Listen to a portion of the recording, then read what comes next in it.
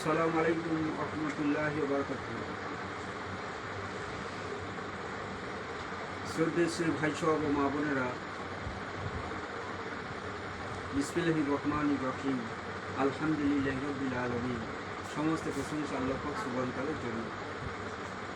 আমার চ্যানেলের নাম হলো মানবতার সরল পথ। আর দুটো লাইন দোয়া আমাদের জন্য খুব জরুরি। মানবতার সরল পথের দিকে চলার একটা সহজ পথ, সেটা হলেই সরল সঠিক পূর্ণ পন্থা মোদের দাও গো বলি, যে পথে চলেছেন তোমারই প্রয়োজন সেই পথে যেন চলে। এখন আজ যে ভিডিওটা বানানো হবে, যে আমাদের মুসলমান হওয়ার জন্য কি চেষ্টা করতে হবে। প্রত্যেকটা মুসলমানের কিন্তু 5টা গুণ অপরিহার্য, 5টা গুণ থাকতেই হবে, মাস্ট থাকতেই হবে। যদি 5টার একটা অভাব হয়, ও মুসলমান বলে গণ্য হবে না, ও যে যাই বলুক না কেন। অনেকে শিক্ষার বাহাদুরি দিয়ে, অনেক লম্বা চওড়া বয়ান দিয়ে এটা কাটার চেষ্টা করবে, কিন্তু কোনো মতে কাটা সম্ভব হবে না।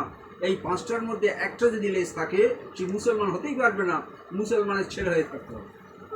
আর মুসলমানের ছেলে হয়ে থাকলে লাভটা এই হবে যে চিতার আগুনতে বাঁচা যাবে, কিন্তু জাহান্নামের আগুনতে বাঁচা যাবে না।